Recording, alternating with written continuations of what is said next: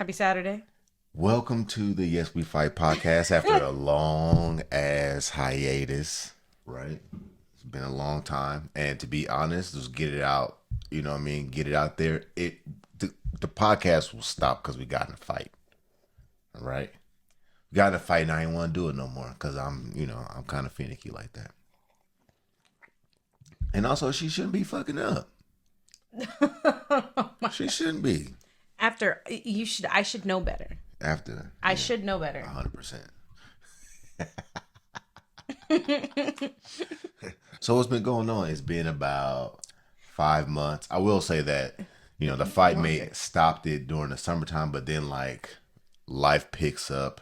It starts to get kind of busy. I think the last show that we did, I went right into Devil Pup series, and that literally took all of my time all summer. So I was running with the Ripping and Marines running. and the kids and stuff like that, going to San Diego, taking those kids to those things. So I was busy, you know what I mean. And then it's kind of interesting to think about like how like one thing can like Derail derail everything. your whole little spiel. So But I think it's important. Like, you and I have never been one to, like, well, you for sure. Like, if we're not good, we're not good, period. Like, don't invite me to your mama's house. for real, Like, we're not walking holding hands. for Like, real, don't touch me. for real, Don't, like, you see those videos where the wife's like, or the partner, like, who can get who first, and they're like rubbing up on nope. the other person. That is not I the need case my in the Mays space. household. I need to be left alone. And if I'm not good, I don't want to do nothing. I'm not gonna pretend. So that's the hard thing about having a podcast between two married people called Yes We Fight, because in all honesty, like if we fighting, I'm not gonna get up here and pretend. And I damn sure not gonna air out my dirty laundry on this podcast, but it is what it is. Here we are. It is, you work through it. And a lot has transpired. We've had so like since the last podcast, we we did the Devil Pup series. We did a fundraiser called America the Beautiful with that same group, Youth Leadership Authority. Then it was freaking holiday season. We had to get our kids back to school at Yeah. the beginning of September, so we had to get them back to Reno, and they moved into a Our new older two. a new apartment. So they are sharing an apartment out there. So it's life really just kind of life's It lifed us. it lifed us for It lifed like an us. uppercut. We're glad to be back though. We're glad to be back on the podcast, and it's going to have a little different format than what we've been doing in the past. What we're going to be doing now is a live stream once a month. I have a lot of things going on as far as some new things I've been working on for dads and for men. So yeah, so we're going to be doing this show once a month. You can actually go to I'll put all of that in the chat and everything, but we'll go once a month, Yeah, we'll do it live. and then we're uploading all the old shows up onto YouTube. So in the group later on today, I will post the YouTube channel so that if you wanted to go back and watch any of the old shows and kind of see what kind of nonsense we was getting into last year, you can definitely do that. But we're gonna try to find a format that we can be consistent to versus finding someone else's format and then trying to fit our lives around that. Is actually like the core belief that I've been working on for myself, which is a concept that I read in a book called The Psychology of Money, and that's being reasonable versus being rational. And rationality means, we sit down and we plan out the most efficient, effective, Perfect something. perfect whatever, the perfect meal plan, the perfect workout, the perfect schedule. And all of those things usually hinge on everything going perfectly. And we all know that life isn't perfect. Life comes up and it smacks you upside the head, and you have to change. And that's the reason why we want to find something a little bit more reasonable for what we're trying to do. We have 4 children, 2 of which are in college in Reno. The other They're driving 2 back are like today. full-fledged playing sports every freaking night, and we just don't have time to really keep up with a weekly show. So for right now, we're going to do a monthly show. Yeah, and I think that's much better. So, welcome back to anybody who's watched us previously, and for those of you who this might be the very first time you see us, I am Julia Marie Mays, and this is Gerald, Mr. B. Paz Mays, and no one is watching us right now. Well, that's okay. I think they're. You know what? That's okay. Because we talk. If you are, check in with us on Facebook. If you're talking with us, so we appreciate everybody who is supporting us. Right. So no, but like Gerald said, we've got the two older ones that are driving actually back to Reno, like literally as we speak. The younger two upstairs. We have a senior and a freshman, and both of them are knee deep in sports. And, I know that sports are important. You hear about it. I didn't grow up playing sports. I actually didn't do sports until my senior year of high school. And I did like all of it. By all of it, I mean cross country and track. What I really mean is I went to magnet programs for the other one. My senior year, which is a story in itself, I didn't do magnet program. But I did cross country track, yearbook, and a couple other things. I did all of the stuff that I didn't really get to do in my previous years. All the stuff nerds do. I mean, someone had to hold it down, so I chose me. And here we are. Got somebody. Good morning, Laura. Yeah, but no. So yeah, we're back. So I think that's the better. We've talked about it. I think doing once a month. I mean, all my parents out there, and actually, sometimes, I don't like to diminish single people or even couples. Like keeping yourself alive is still, highly important. So, schedule your schedules.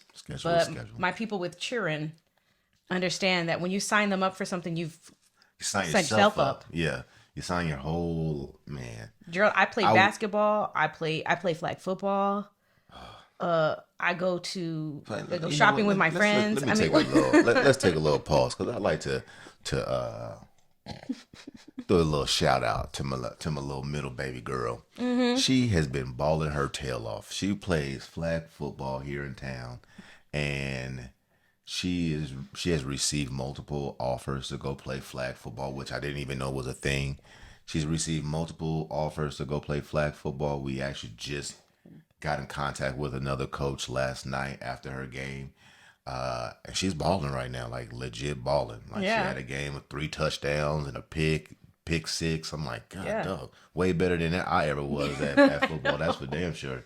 But yeah, I'm super proud of my children. I'm super proud of all of them. I'm proud of my wife, because this is her second full year as a first grade teacher, and I'm starting to learn that, like, although we want to be here in front of the camera talking to everybody, but we all have to live our lives, and we all have to navigate through that stuff. So we do appreciate anyone who shares a moment with us on the one Saturday a month, but because we really, really appreciate it. Yeah, and I feel bad. It's not even like a feel bad, like an actual legit feel bad.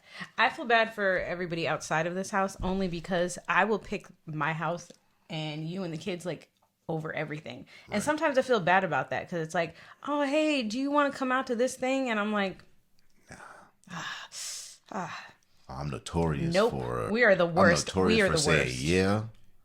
And then like 15 minutes before I'm supposed to be there, it's like, do you really want to go? No, I don't really want to go. No, this man has literally driving. He's drove to places. There you go. Sat in the parking lot. And then determined that I didn't want to go. And then left, called me. Went home. And left. And I don't mean just like he did it the one good time. No, it's pretty regular. No, 100%. If you've ever invited me somewhere and I said I was on the way, I probably went there and then looked at who was going in and determined, I don't really want to be around anybody that was wearing that type of t-shirt. I'm out. Yeah, and it's going to be either that or we're on the way, but we actually just got out of the shower and we're like throwing clothes on, and we done been to some stuff and we're like, hey, I don't really want to go. You want to go out instead? You want to go eat some Mexican? We've shown up. Yep. Waved, shot the deuce, and ended up at Buffalo Wild Wings. Hit the road. Oh, yeah. That's our thing. We are really the worst. I apologize to the world and the people around us, because I will... Mm-hmm. I will unintentionally not ghost, but get ghost for like a while. And I'm sure all of you do the same. So we wanted to obviously get back up on this podcast so that we could give you an update, obviously, as to where we've been. I know that we have quite a few people in our little group on Facebook. Please feel free to share anything that you see. But we really want to just kind of check in, like what are the issues going on in marriage land. We know for us, like, we have really been impacted by inflation. Like, it feels like the meals cost so much more. It almost feels like Yeah. I can go get my kids, in and out, and that's a boatload cheaper than figuring out something to cook because everything is so expensive. For all six of us, $45 seems so much less expensive because you can't even go to McDonald's. For a family of six, I could easily spend like $75 going through McDonald's. What the hell you eating at McDonald's? Well, if there's 6 meals, because each of the meals is like $11. Oh, yeah.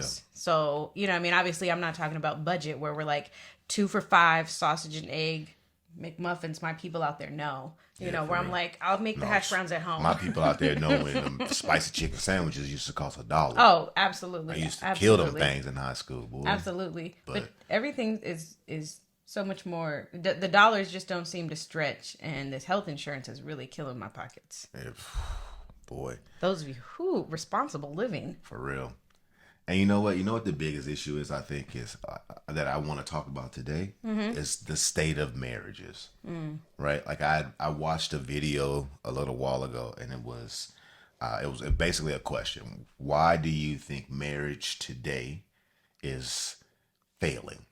Or why do you think marriages today don't last long? The divorce rate is super high and all these other things. You know what I mean? And I posed a question on my TikTok, and my explanation or my answer to that was, I don't think a lot of our grannies were happy being married. They just didn't have any other options to leave, and now we live in a world where there's so many options. And I'm not necessarily saying that one is better than the other, or having more options is better.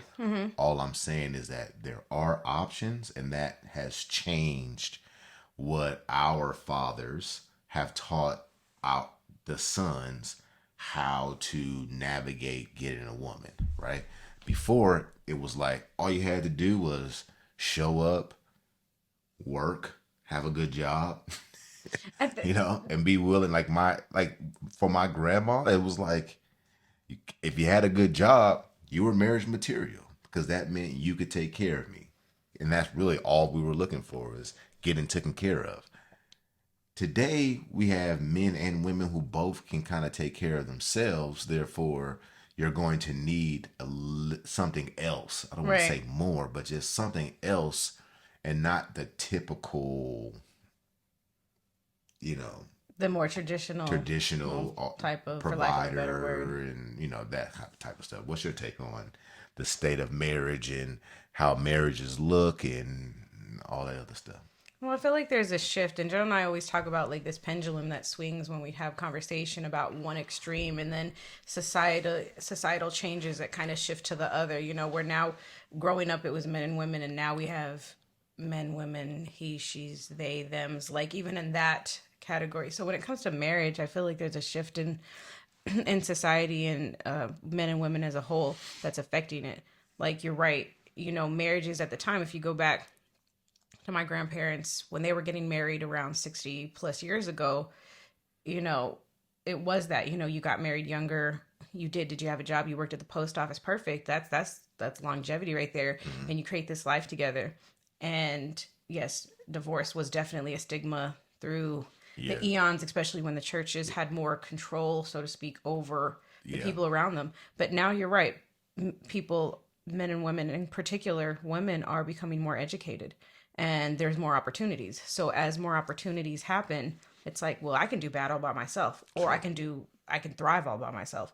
True. So like the expectations of what that means, for like women, it's like, I can do for me. So like, you need to bring more than just that job. And I also feel that's the same thing in regards to men, right? It's like, I don't care if you pretty or you give up the booty draws.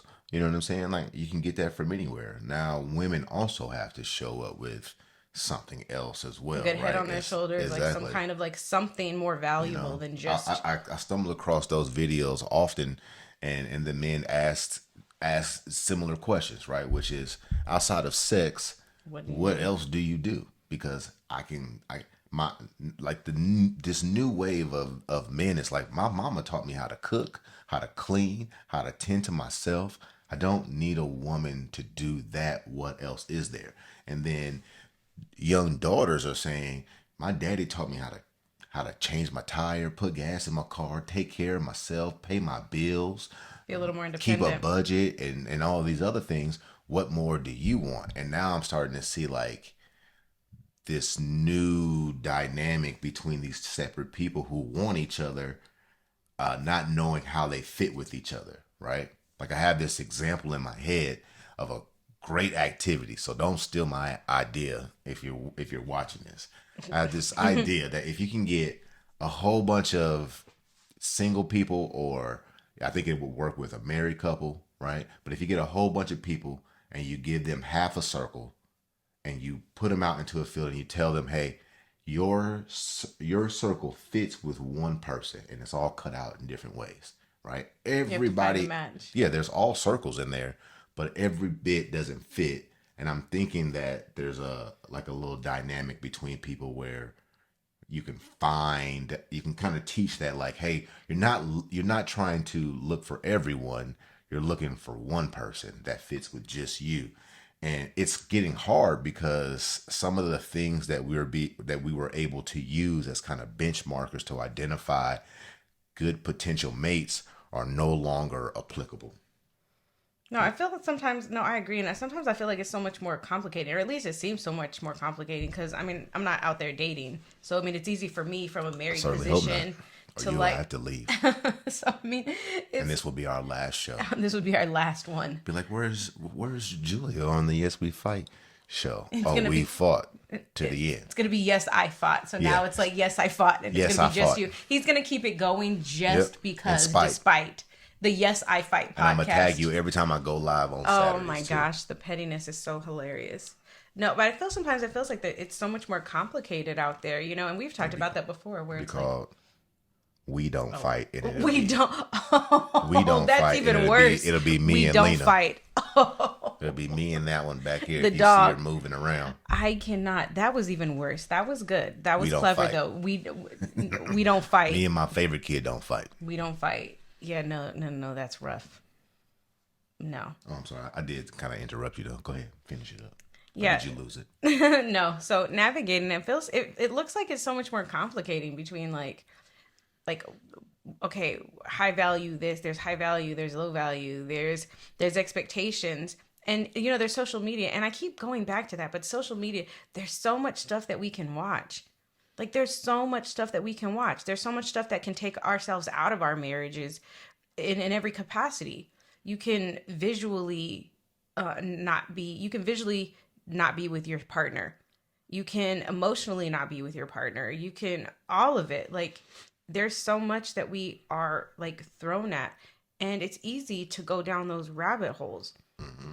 And the expectations, our expectations are kind of crazy a little bit sometimes. Like when I'm listening to women, when I'm in a space and I'm listening to women talk about what there's like an overcompensation sometimes, I feel like, where what you're not going to do of what I saw as women, like what we saw our was it foremothers what we saw our mothers we would never from do. right from a woman's perspective. And we come in really strong, and then we still have to take into consideration we come strong from situations that are really harsh. So not only did we watch, as a little girl, a lot of us watch women really struggle, we watched them have to become a little more hardened. Yes. We watched a generation, a couple generations, and many generations, depending on your culture. Like culturally, we've watched women, and I mean probably our culture, like Black and Hispanic culture, like women, like really, I think really. that's everybody. I think that's human nature. I mean that's true too, but I only know this. Right.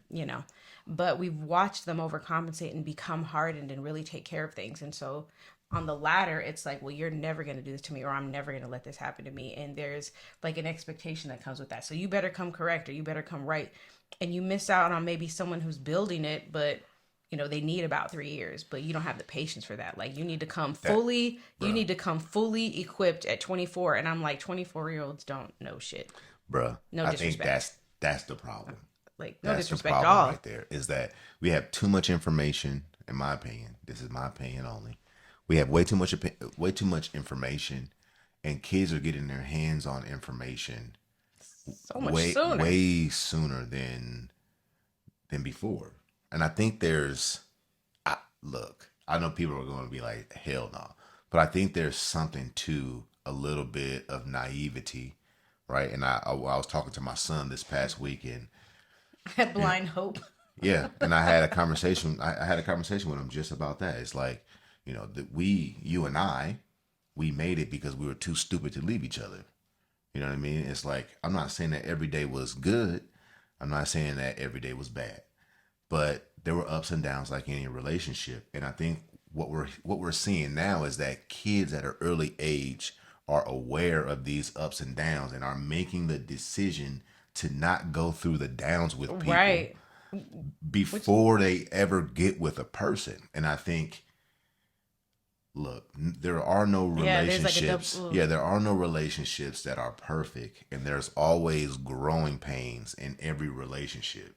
And I feel like the young people today don't want to go through anything in regards to relationships, but also I think we're creating a culture where our young people don't want to go through anything in their lives. Anything uncomfortable. Anything I mean, uncomfortable. that's actually a really interesting concept, because obviously we're not advocating for you to stay through the terrible, stay through stuff. Like, by Yeah. no means am I We're not saying insinuating stay yeah, through the someone's get your ass whooped or something right like that. We're not unhealthy. telling you that. Yeah, exactly. But Even dealing with a person's personality flaws and having the belief that that person with personality flaws can never change or never grow or can't grow into the person that you want, I feel like it's going to be really difficult for our generations to have family units.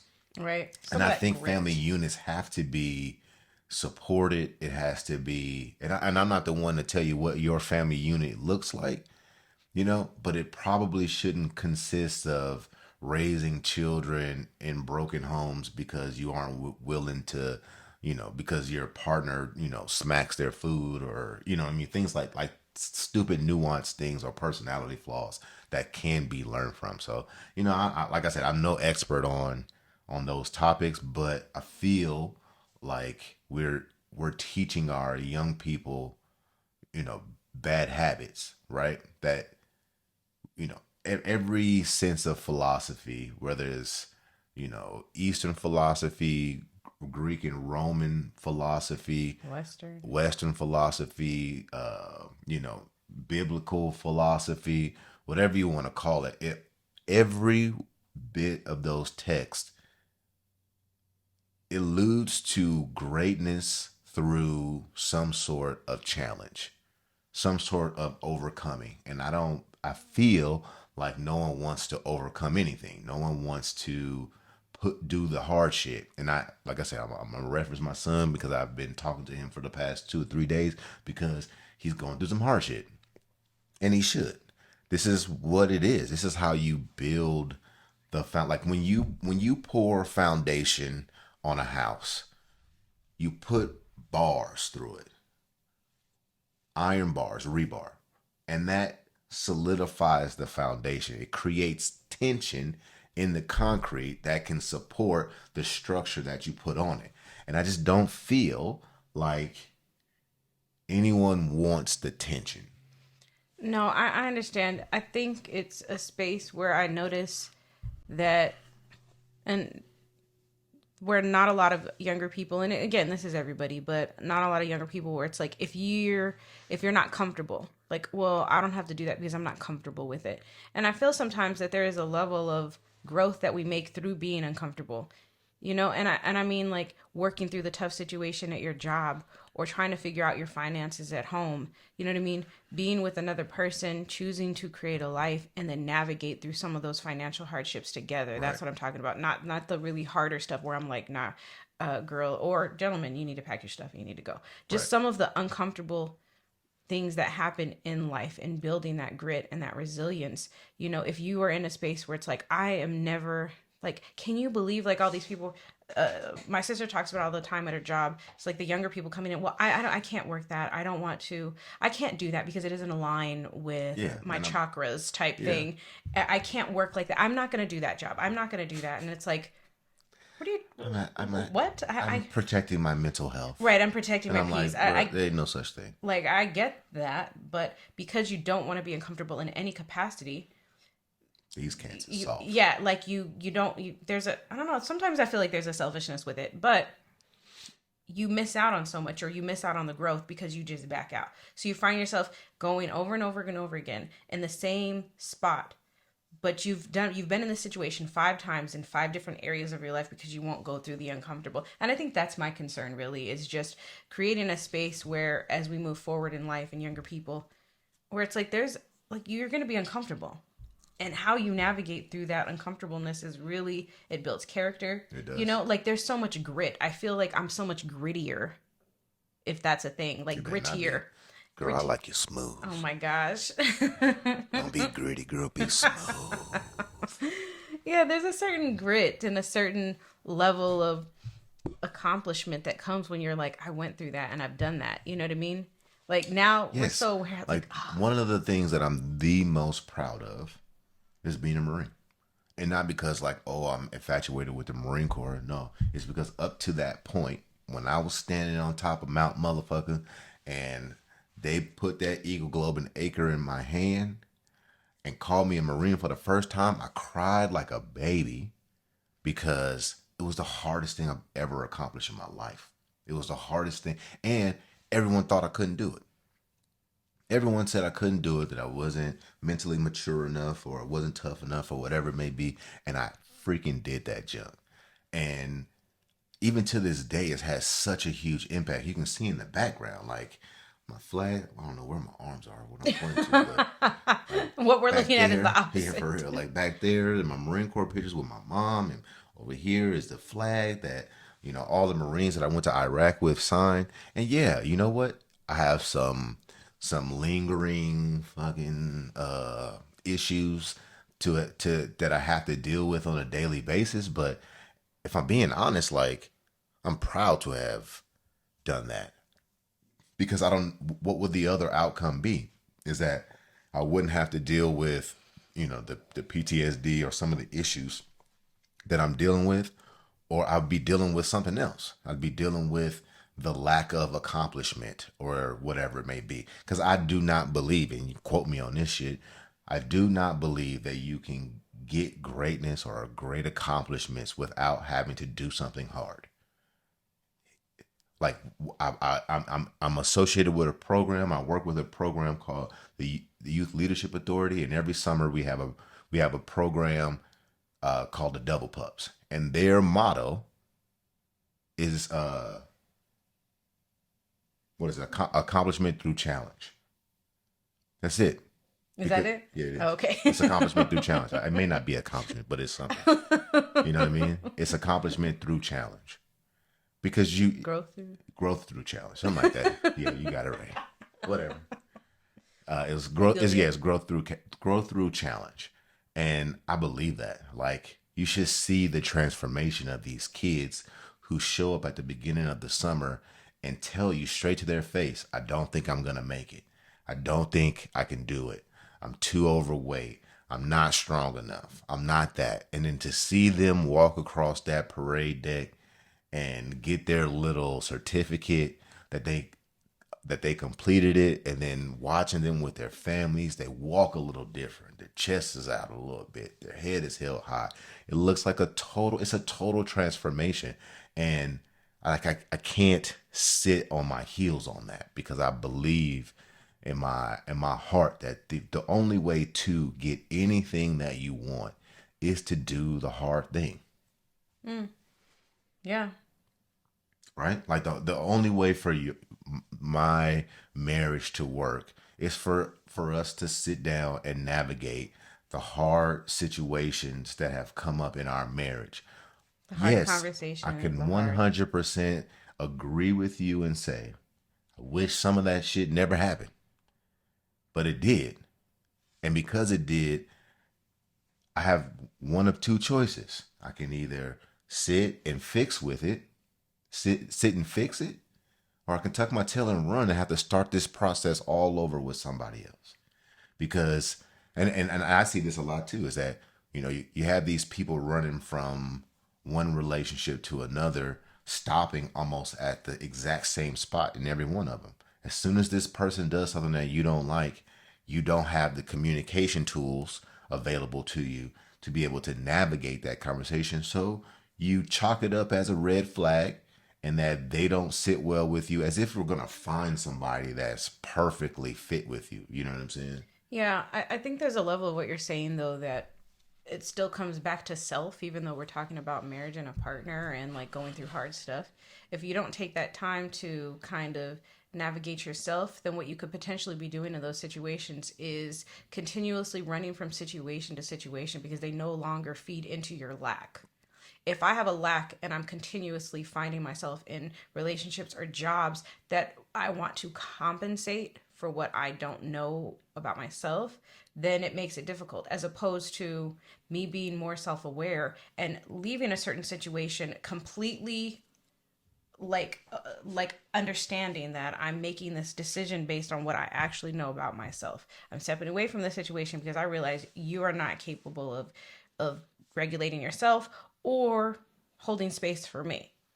And then you can vacate the premises and then learn from that situation because you've done the work where you've navigated the hardships about yourself and you recognize in a situation where you're like, this isn't really healthy and I'm going to Right. excuse myself and not find myself in that same thing four more times. It's kind of Right, as you're right. talking is what I'm thinking. It's making sure that I wanted to throw that out there because I'm like, there still has to be a level of yourself, because again, You still have to have boundaries. yeah, For learning what? Yeah. things is still important. Like Yeah. knowing and not staying in unhealthy places is of course important. Right. But recognizing that there is a level of this where you are unwilling to do the work and then you find yourself, well, he needs to bring this to the table because you're not really good at your finances potentially. I'm using typical what women say. If you're looking, if who's not good with their finances, are you pointing to me?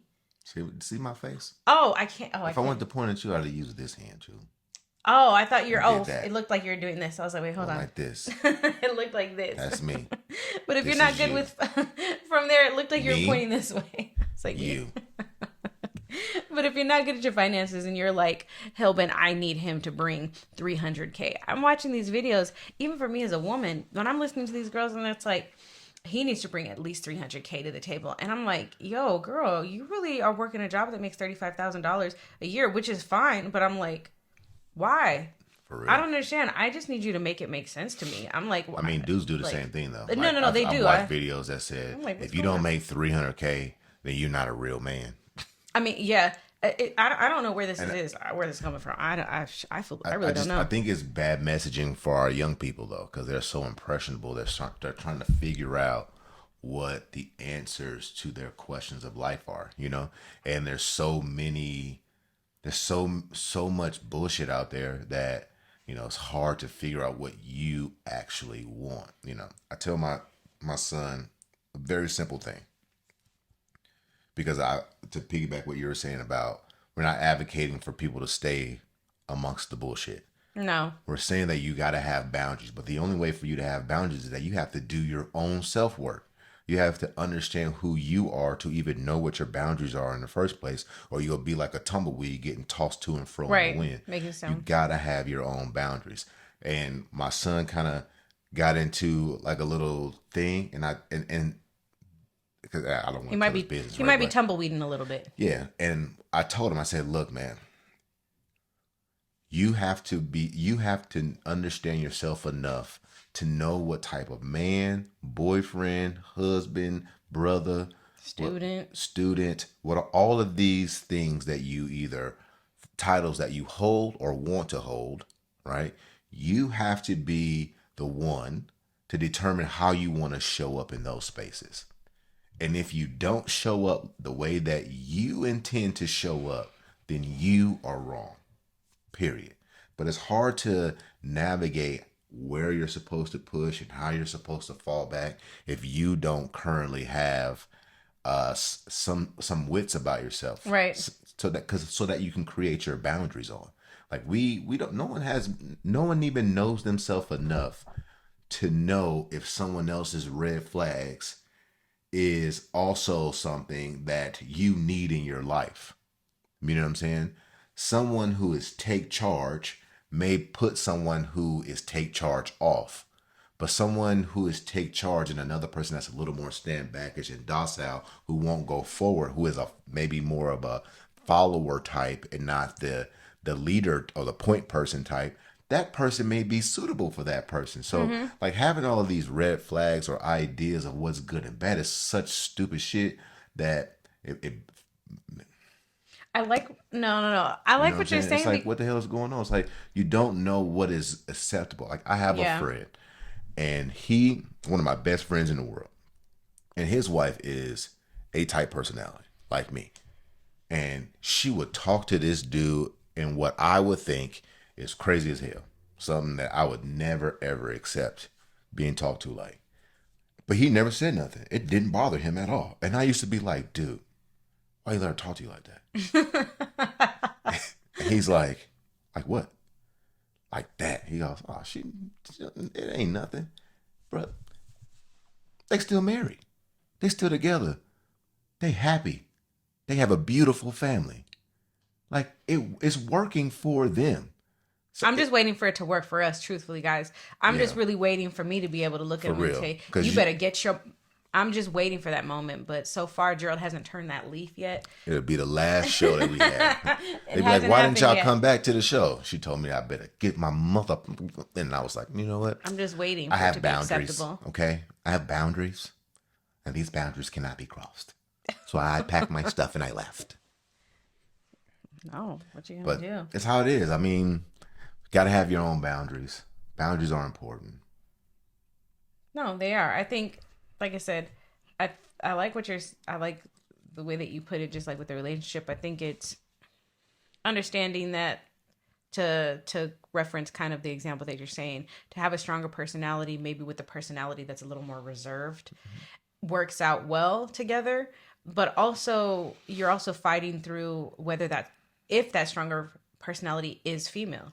That also changes the way it can be perceived as well. Because if you have a stronger woman who's maybe a little more like, she's the one that wants to have her own business, or she's the one that's trying to walk a path that's not what people think it should be. And then to have a man who is a little more reserved, now you've got two things. You've got this woman who's potentially could be seen a certain way, and then you've got a man who's potentially seen a certain way because he's not the leader. He's not the one.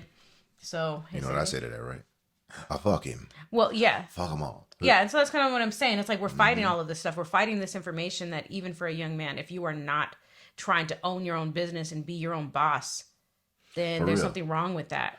You know, it's funny because it's like I think that's like one of my favorite. I've been talking to you about this too. Like one of my favorite Stoic principles, because I pretty much follow a lot of Stoic philosophy or read a lot of Stoic philosophy and a lot of Stoic philosophers, is you don't have to have an opinion. And I think that's the problem that we live in right now, is that we have too many opinions on other people's lives through our own goggles, right? Like we're looking at other people's lives saying, that's not what I would do.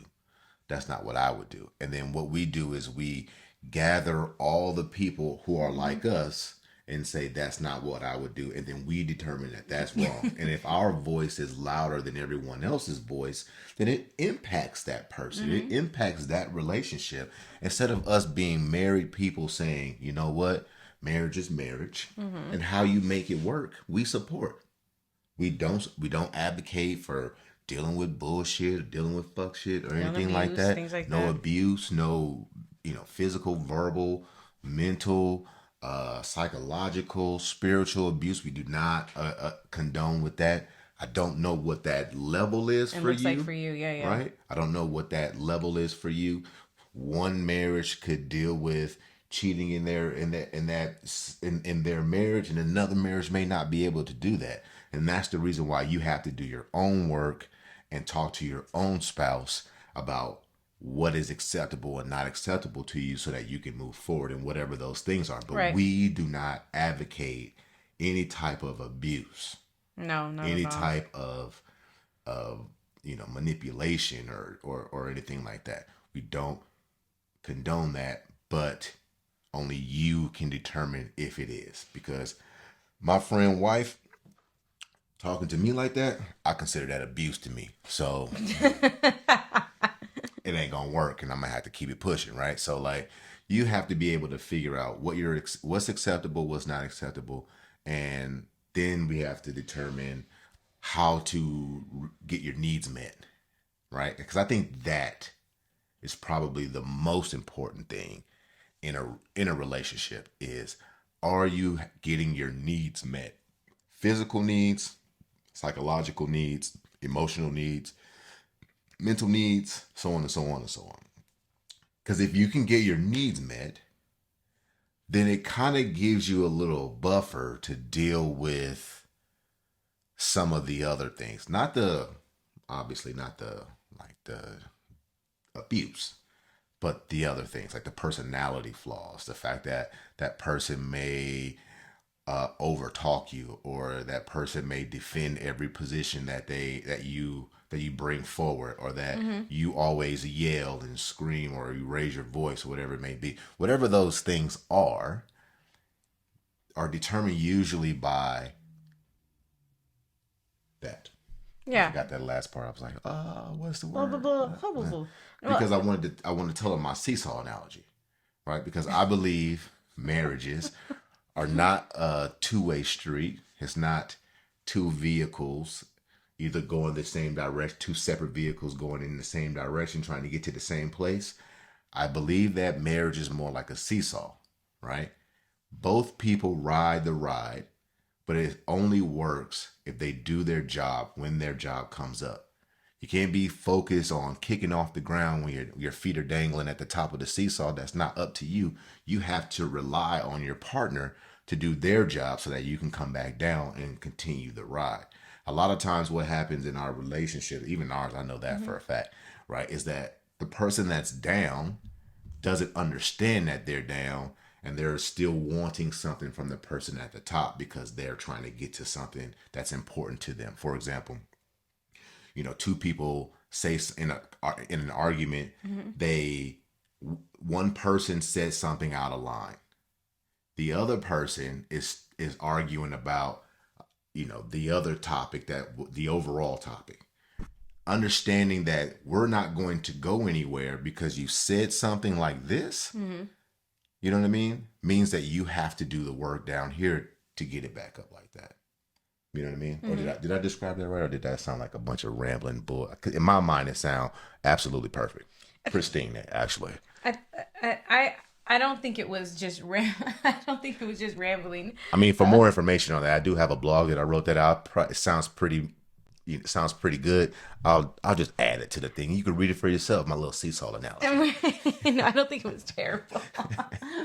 uh, no, I think about when it comes to needs. If being in a situation with when you're with another person, we all have needs, and through boundaries we're able to understand that.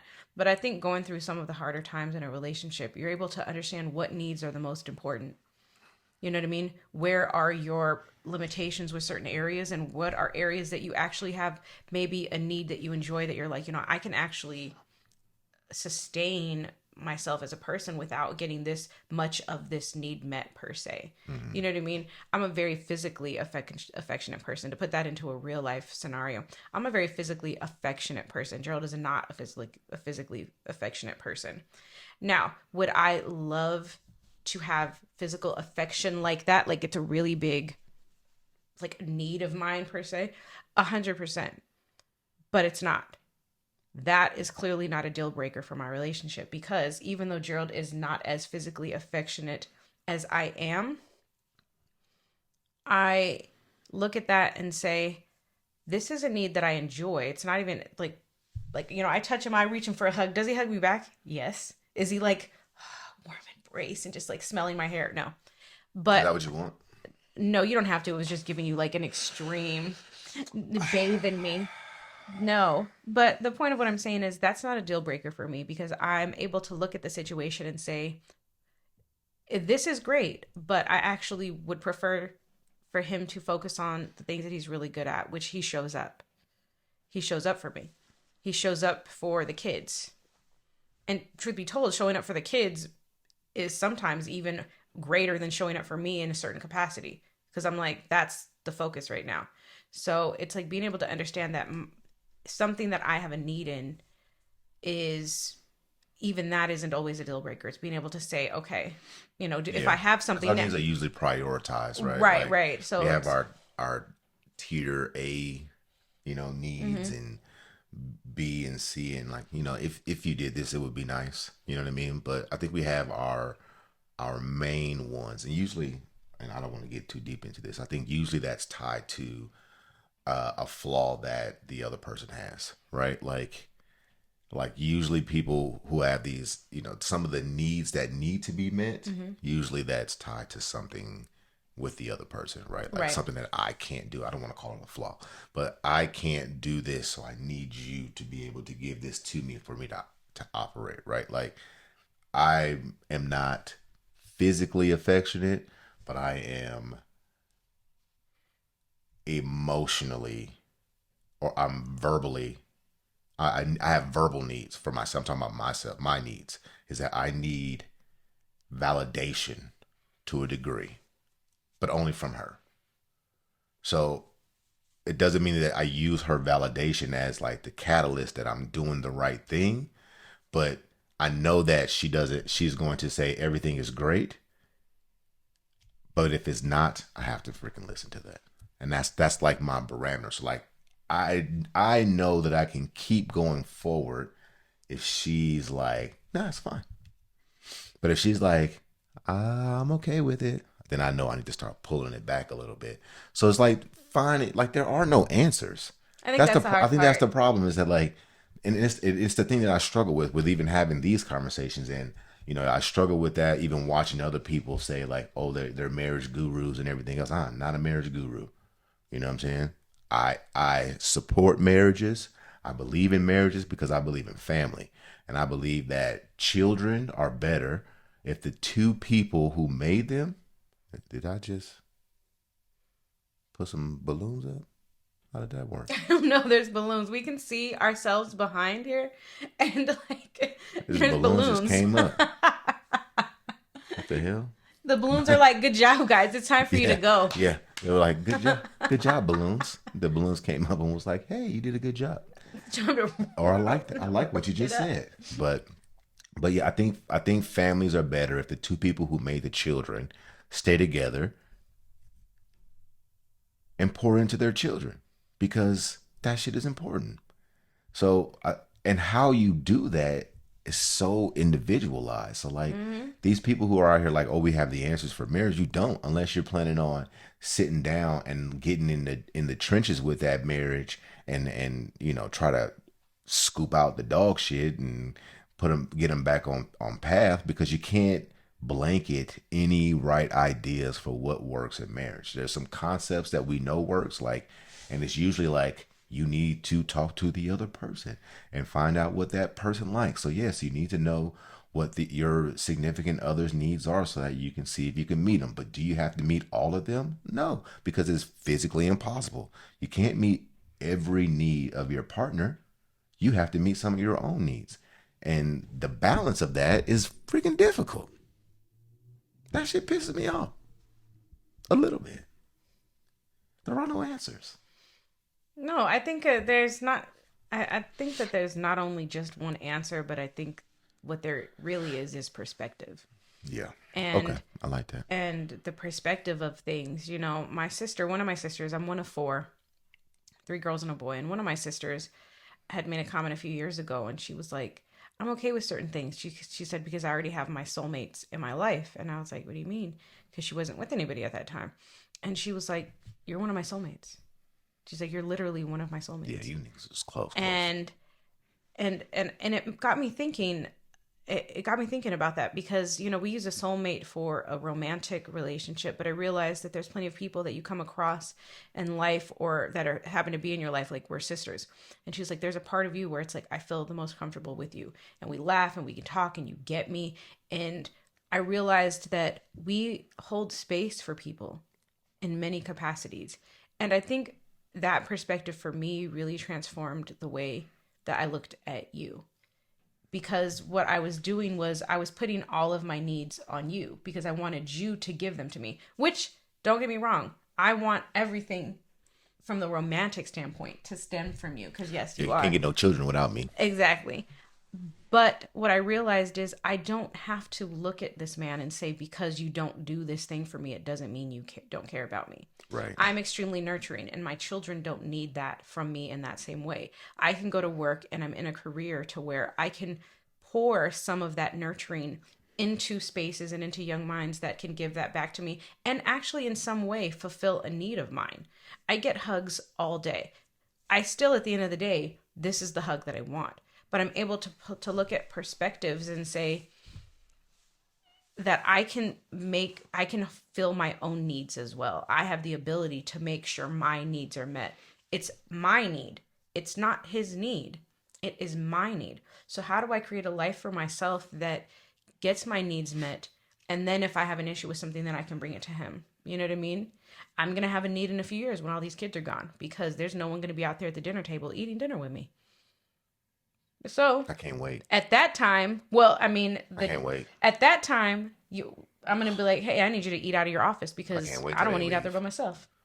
Oh, you can just come in here. We can eat wherever we want to. It's just me and you. I mean, girl. That's true, but I like to eat at the dinner table. We can go to the Mexican restaurant up the street. Well, I mean, I'm not opposed to that, but the point of what I was trying to say is, I get what you're saying, though. Yeah, you know what I mean? It is. And be like, who's gonna eat dinner with me? I feel like I kind of, ruined the little flow of that conversation because it's like, like there are no answers. I'm like, I wish there were.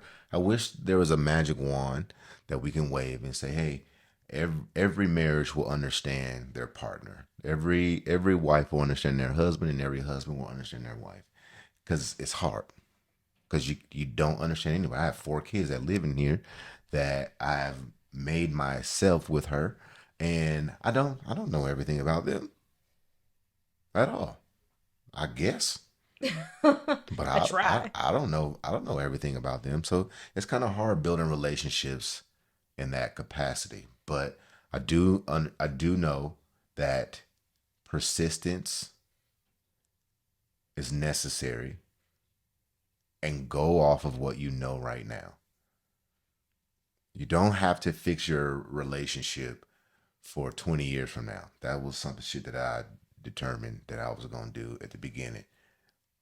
But you do have to navigate what is currently in front of you. Mm-hmm. Your relationship and the way it looks is yours right now, with the flaws, with the great parts and everything else. My only tip before we get out of here, my only tip when you navigate that is don't mark your relationship in the bad times with all the bad times. One bad thing should not be the catalyst to remind you of all the bad things.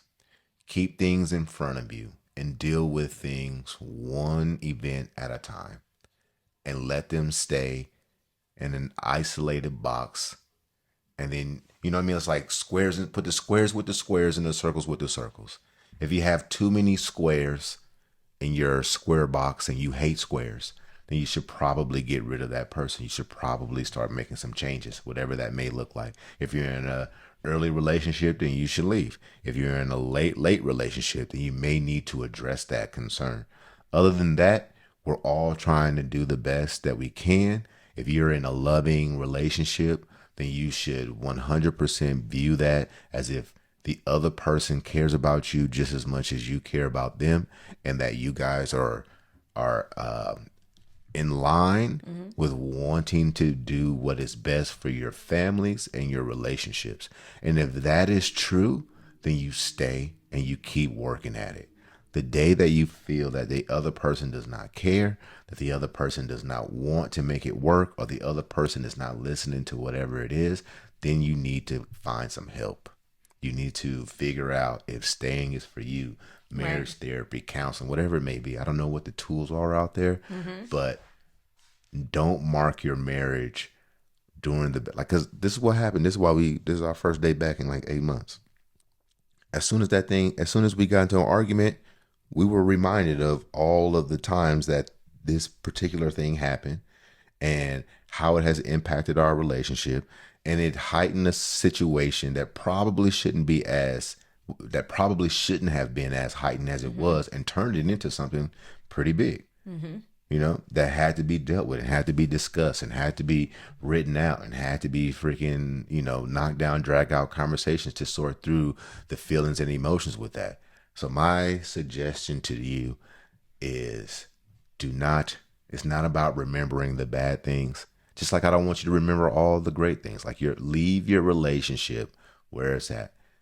Keep it in front of you. Do what's necessary. What do you think?